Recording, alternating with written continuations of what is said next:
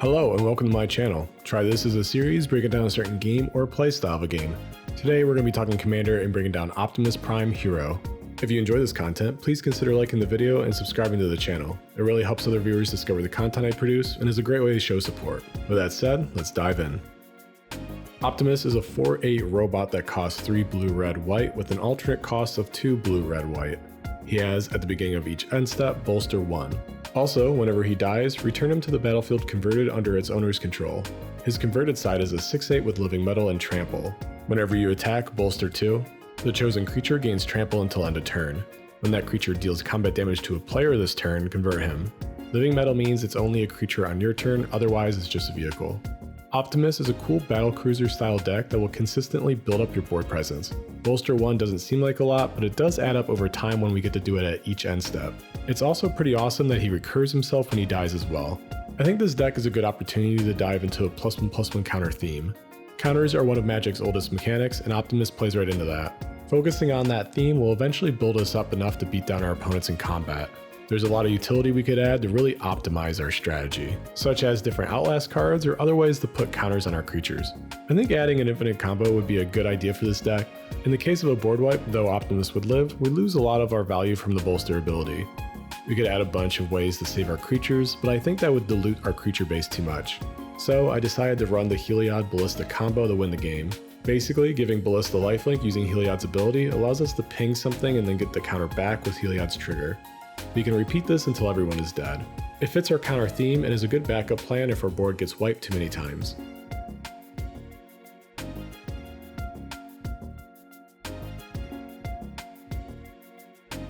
Optimus is one of the most effective ways to put counters on our creatures, so we might as well copy him a bunch. Spark Double and both Shakashimas copying our commander will really make our damage potential explode. 1 counter on each end step already sounds pretty good, but 2, 3, or 4 sounds better. If our real commander is ever removed, then these can continue our strategy in his place. Like them is Helm of the Host, which is a pretty terrifying combination to get off with Optimus.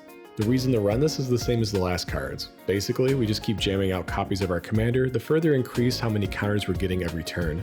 This card alone will probably carry us to victory. Some other heavy hitters for generating counters are Archangel of Thune, Cathar's Crusade, and Mikaeus. Each will put counters on everything to quickly advance our board state. I don't think Optimus would work really well as a go-wide commander, which is mostly what the Crusade is known for. We won't have a ton of creatures for the ETB triggers, so it might be worth cutting. Either way though, it has huge potential for buffing our board. To keep growing the counters are Grateful Apparition, Thrumming Bird, and Lizelle. The first 2 have flying, so we should always have open attacks to swing into.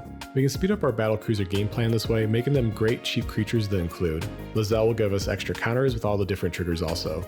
For some added utility is Herald of Secret Streams, Elite Scale Guard, and Winged Hive Tyrant.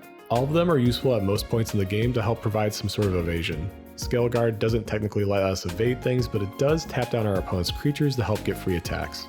Resource Defense, the Ozolith, and Damning Verdict also provide some great synergy in this list. The first 2 cards let us recycle some of our counters when our creatures are removed. The Ozolith finally made its way into the main list. It's really welcome here because we'll have so many counters all over our creature base. The board wipe gives us the opportunity to have a mostly one-sided board clear, though counters are common so the results may vary.